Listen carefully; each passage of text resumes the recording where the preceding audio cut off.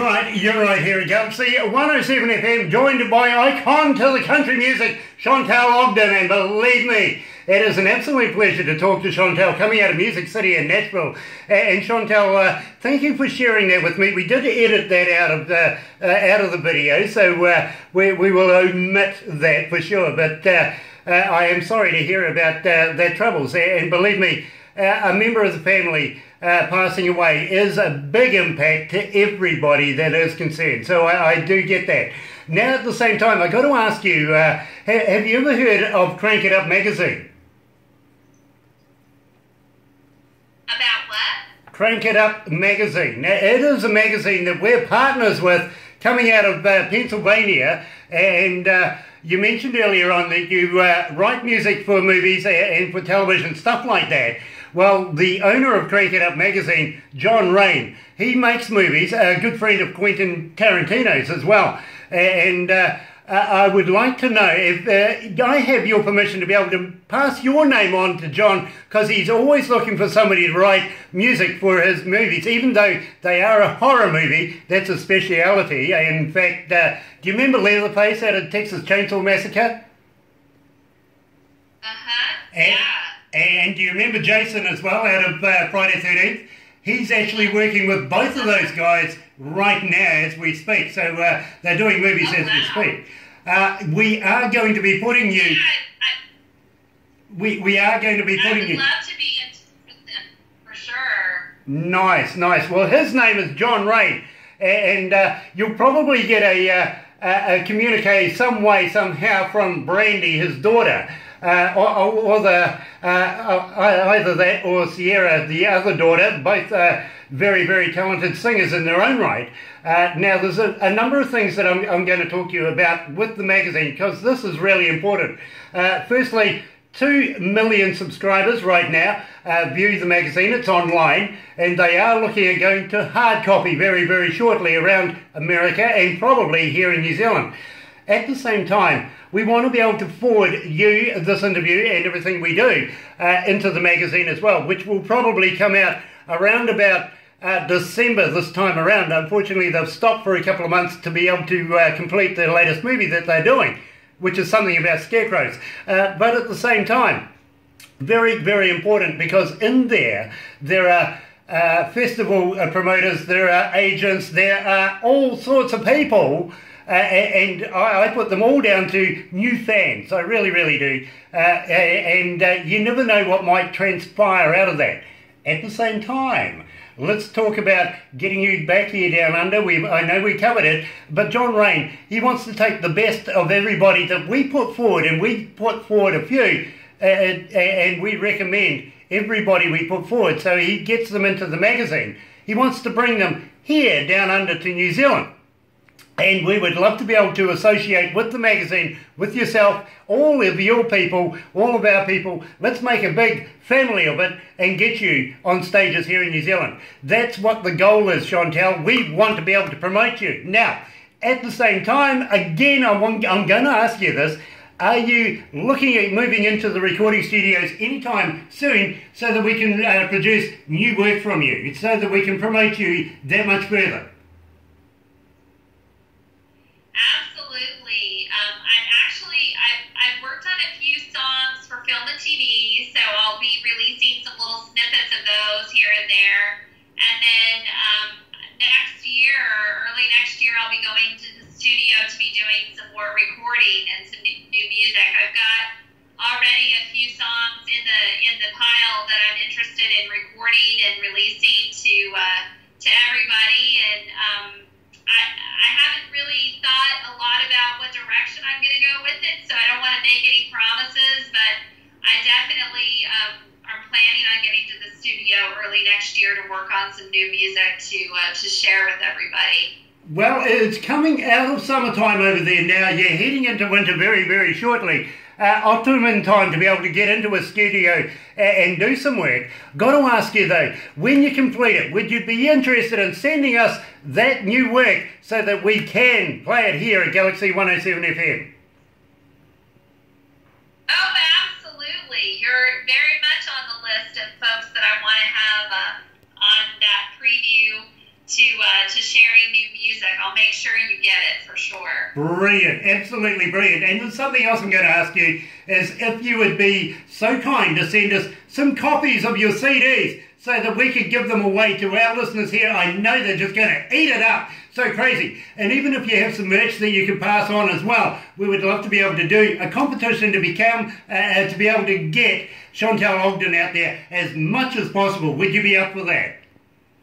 Absolutely. I will get something in the mail to you tomorrow. Very cool. I tell you what I'll do is I'll get Barbara to text you all the details so you know exactly where we're heading with this. I'm going to ask you as well, would you be interested, now we call them stingers here in New Zealand, I think you call them liners or voiceovers over there. Would you be interested in doing some voiceovers, some stingers, some liners that says, hi, my name is Shantell Ogden, I'm on Galaxy 107 FM, something like that, and this is my new song, so that we could introduce it and play it that much more. We absolutely love your music, we love your work, we want to be able to keep playing you as much as possible. Would you do that for us?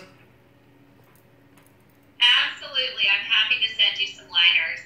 Brilliant. And she knew what liners were. Unfortunately, it is a discovery for me because here in New Zealand we call them stingers, and we have a different way of looking at things, kind of upside down. We live upside down, you know that, eh? We're at the bottom of the world. So we do things backwards sometimes, but I have learnt the word liner and voiceover and stuff like that. So it would be an absolute honour for us to be able to add you to our list of brilliant artists, and I've got to be honest, we get 30 to 50 bands a day contact us wanting to get us to play their music, get us to do the interviews, get us to put them in the magazines, all sorts of things. And we do have a TV deal coming up very, very shortly as well with RML Music coming out of LA. So we have something in the plan for the future, if you know what I mean. Now, we get so many bands that want us to do this, but we only play and we only choose the best of the best. Henceforth, we're talking to you, Shantell. It is an absolute pleasure.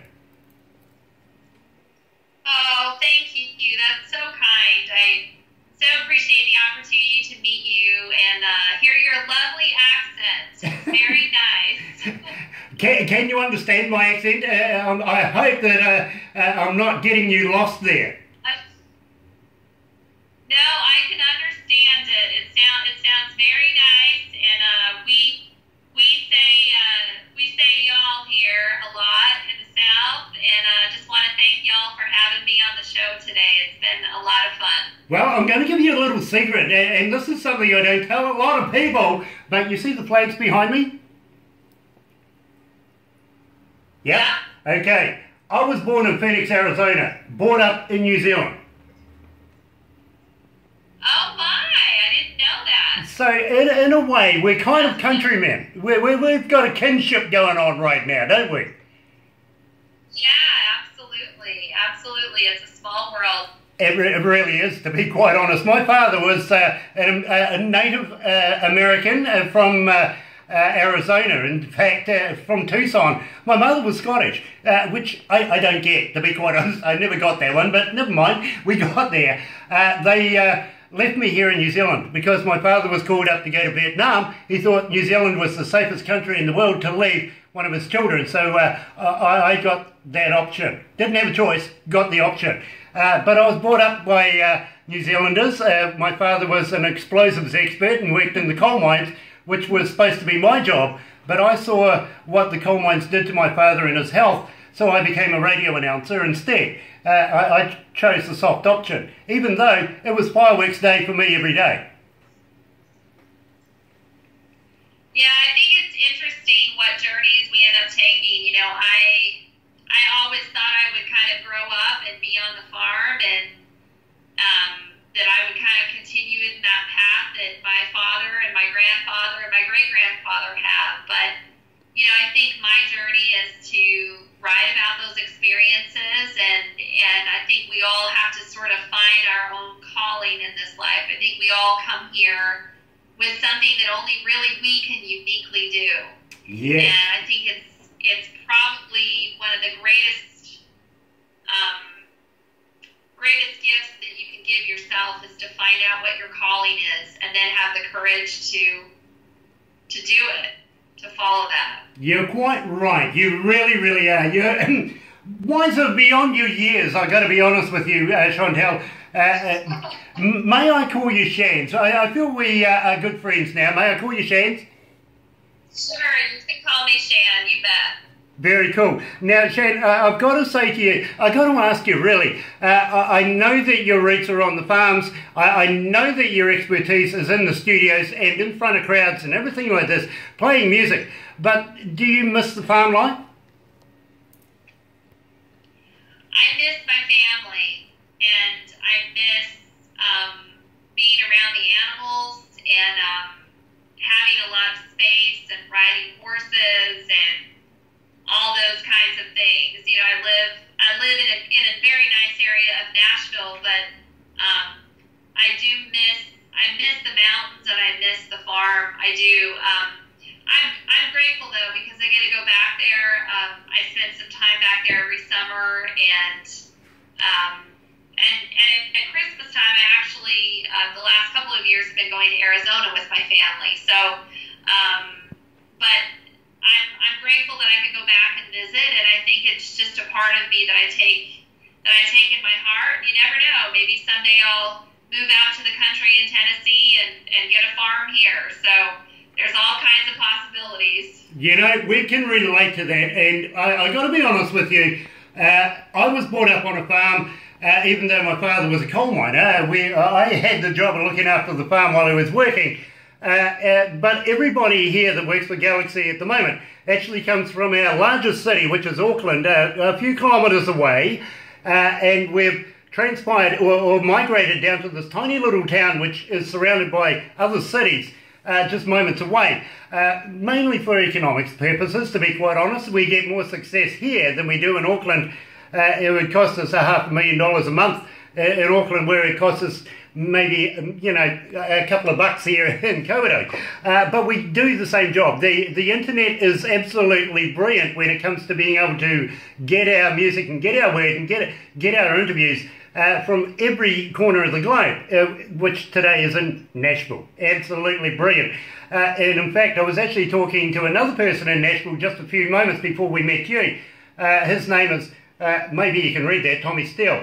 He's we're currently doing a deal with him to get him and Kevin Costner here in New Zealand to be able to do a tour with us. So we are moving out of Nashville in different ways, but we love Nashville. We really, really do. Now, I want to talk to you about the Grand Ole Opry. I know you've got something to do with that, especially, now let me get this right, WSM 650. Tell me all about it. So WSM 650 is the home of the Opry. It was the first major radio station in town, and they broadcast the Opry from the early days, and they still do today. And I've been very lucky to be able to be featured on a couple of their shows. Their morning show is called Coffee, Country, and Cody, and I've been able to go visit with those folks a couple of times. And most recently, I was on a show called The Music Row Show, and it's by a couple of songwriters in town, and we mostly talked about the music business and what it was like here. And there very soon will be a podcast available of that. So I'm very lucky to be able to not only be featured as an artist on that station, but have had the opportunity to go backstage at the Opry several times and do some interviews with some of my musical heroes, like Eddie Bayers, who's in the Opry band. He plays percussion, and if you go onto my YouTube channel, you can see Eddie talking about his musical journey, and as well as Larry, who is the bass player in the band. There's a video with him, and I've had some wonderful opportunities in my music career to be able to connect with people that are really at the top of their professional game, and it's very, very interesting to me. I think the song will sit down and ask those musicians how they kind of made the journey to Nashville and ended up playing on the Grand Ole Opry has been a tremendous experience for me. So I try to share that with people through videos and blogs on my website, and certainly if there are people out there that have questions about Nashville, they can also send me a note, and I'll tell them what I know, which some days doesn't feel like much, but I definitely will share whatever I can, because it really is a city like any other. Very, very cool. Now, I've been to the Opry and I've stood on the stage and breathed in the ambience of the place. But my favourite place, and I've got to be honest with you, is that little walkway behind the curtain. You know the one I'm talking about, where they're going backwards and forwards. How many superstars have walked down that walkway? I just absolutely love that little area. I really do. And would love to make it home, to be honest. But I have such a feel for the Opry and such a respect for the WSM 650 as well. And believe me, being in the game, it is part of my traditions as a radio announcer as well. I would love to be one of the radio announcers that absolutely has something to do with that. But that little walkway is so special, don't you think? I think there are so many special things about being backstage at the Opry, and certainly it's a family. You really get the sense that the musicians and the artists that are there, there's a true connection to the history there, and I always love being part of that, even if I'm just visiting for the night. So it's really an amazing place to be, and you know, that a lot of people don't realize, but the people, even the major stars that play the Opry, they don't get very much money for their performance there. In fact, I think I want to say like $50 a performance, and everybody in the band gets $50. It doesn't matter if you're the top level artist or a new artist or the bass player or the percussionist. Everybody gets the same amount, and it doesn't matter if you're a big star or totally unknown or whatever. And I think that's one of the reasons that I love the Opry so much, is it's really it's not about money, it's about being part of that music tradition and that music family. Absolutely, I know exactly what you're saying, because believe me, I have been told many, many times about the $50 deal. But for me, I mean, the whole place, the Dollys, the Patsies, the Kennys, the John Denvers, the whole history of the place, it speaks for itself. I would not take the $50. I'm sorry, I wouldn't do it. I just for the honour of standing on that stage alone is enough for me. I am that enamored with the place. I really, really am, and have that much respect for it. Now, tell me the truth about trains. Tell me about it.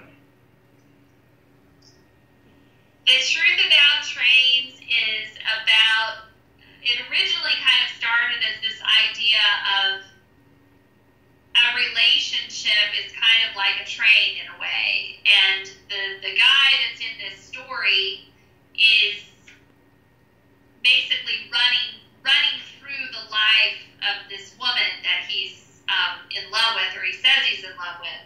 And so we started out with that idea, and then we wrote this story around it. It's not particularly based on anything true in my life, but it's just one of those stories that I think happens a lot. You know, some people are givers and some people are takers. And the story of this song is really about someone who's a taker, and he runs through this woman's life and takes what he needs, and then he leaves like a train does. You know, he kind of pulls into the station and gets what he needs, and he goes off in a cloud of smoke. So I did actually make a video for this song, and if you go to my YouTube channel, which is Shan's Music, and look up Truth About Trains, you'll see me actually riding a train on the Isle of Man. There's a steam train there, and I took some footage on that steam train ride, and we put it into the video.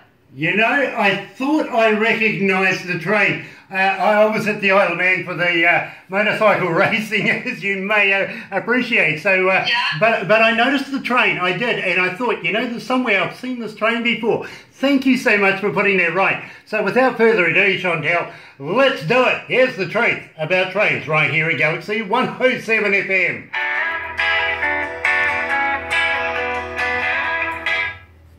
I knew I recognised that train. Mm-hmm.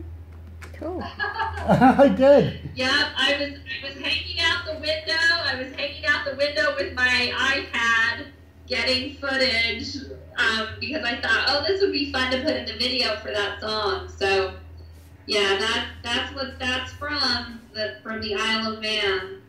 So you liked going to the TT races? Oh yeah, in fact, I used to race.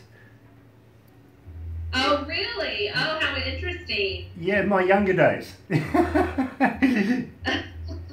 Very dangerous, I hear. Very, very dangerous. Well, actually, my father was bringing me up to be a racer when I was younger, and I actually sustained a pretty heavy accident, nothing to do with racing at the time. And the Racing Commission here in New Zealand wouldn't let me race anymore, so I became a radio announcer. Oh, wow. Well, I went on a little tour of the Isle of Man, and the woman that was giving the tour said that the TT races have a lot to do with the kind of the historical connection to the what's it called? That she feels like the folklore there is that because of their flag and because of the way the legs turn, that TT race is something that has to do with kind of the cosmic center of the Isle. And it's so interesting to kind of think about that connection with the folklore and how they perceive that to be kind of part of almost winding up and giving energy to that space.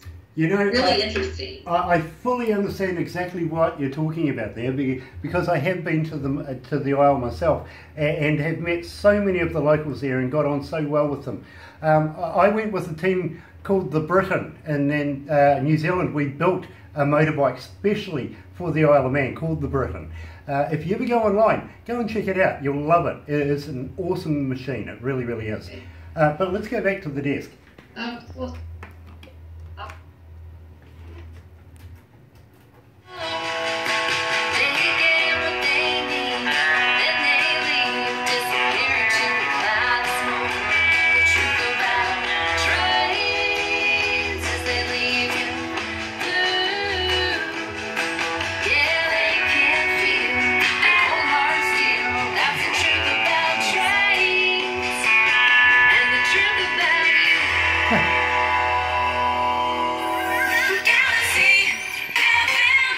That's right, you're right here at Galaxy at 107 FM. Sorry, Shantell. Barbara's making faces at me and she tries to trip me up all the time. She really does. You're a pain. But it's a lot of fun up here, and we would love to be able to have you come to our studios and be a part of Galaxy as well. Now, having done an interview, I've got to be honest with you, you've become a sister, a member of the family here at Galaxy. And we want you to be able to drop in. Feel comfortable anytime you feel like it. Get in touch with Barbara. Say, hey, I want to talk to that ugly guy with the beard and have some fun. Please do that, because we would love to be able to keep talking to you and keep having you appear here at Galaxy 107 FM. I am running out of time very, very quickly. I want to put in what I think basically is the #1 song that we get requested for. Now, where is it? Yes. Because literally we get so many requests for this song. It is just unreal. It's incredible. I want to know all about I Miss Dating the Truck. I Miss Dating That Truck is actually based on a true story. I think I started it because I was getting really tired of listening to a lot of truck male perspective in town, and it's kind of a tongue-in-cheek thing about, there's always that guy that has a really nice truck, and especially when you're young, like in high school and you're growing up, it's a very big deal to have a nice truck. And in my hometown, they do something called dragging Maine. And all that really is driving up and down Main Street. But it was really important for the social scene in a small town because there's not a lot else to do. And so we would drive up and down Main Street. And so the story for that song is kind of weaved around those experiences and just what it's like to enjoy the freedom behind the wheel of driving a nice truck. We're not too far different here in New Zealand, especially here in Komodo, because we have the same thing going on here, and every good boy has a ute, don't they? Yeah, absolutely. Now, I've also got to ask you, have you ever heard of Lord of the Rings? Yes, I've heard of Lord of the Rings. So when you come here to Komodo and to New Zealand, the Bay of Plenty here in the North Island, just moments away, and believe me, it's only a few kilometres away, is the set for Lord of the Rings. Would you be interested in going and having a nosy at how we did things there? Okay, sounds like a great time. So we can do the Foots people, we can do the Hobbits, we just can't chuck her out of a plane. Go figure.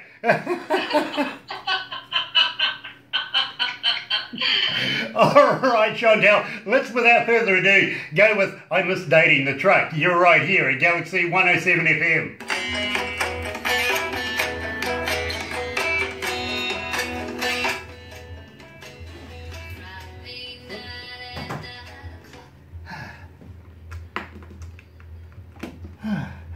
How you feeling? I'm good. So you've been playing songs from that album, from the Stories Behind Songs album, and then Ghost in the Field and the new album. Have you played any from Better at Goodbye at all? No, unfortunately I haven't. What we did was we chose what was the most requested songs of the collection of Shantell Ogden, because we are under a pretty much a time restraint, which I've gone over at the moment. So I'll wrap this up now, but at the same time, don't go anywhere, because what I'm going to do is I'm going to get Barbara to do a little special video that we will put on our website so that we can put you on our homepage straight away. That way people know what's going on. At the same time, I'll do a second one for the magazine so that the magazine knows to expect what's coming. Sure. And do you want me? I really will get you some promotional stock. Do you want me to say anything about that and like do a little promo video and say, hey? Yeah. To win or tune in to win or something like that. Absolutely. You can do that if you want to. Absolutely, would love that. Barbara keeps wanting to ask people, will you send Grant a pink T-shirt? You do. So if you've got a pink one that's maybe in my skinny size, because I take about a large, I would be honoured to wear a pink Shantell Ogden T-shirt. But if you do send any product to us that's wearable, can you make it a little larger than most? Because some of the girls here are built for the cushion. I actually right now don't have any T-shirts, but I have some other things that I'll send you. Brilliant. That would work for women or men. Oh, yeah. Brilliant. Because I'm buying bottles. We better get that, but check this out. We get all sorts, even shot glasses. So we'll be happy. Good to know. Let's go back to the desk.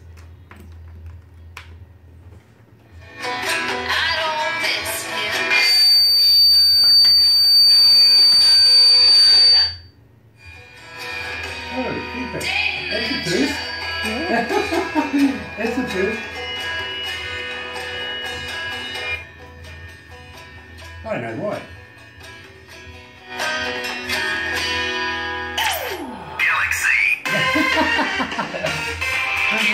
Oh dear.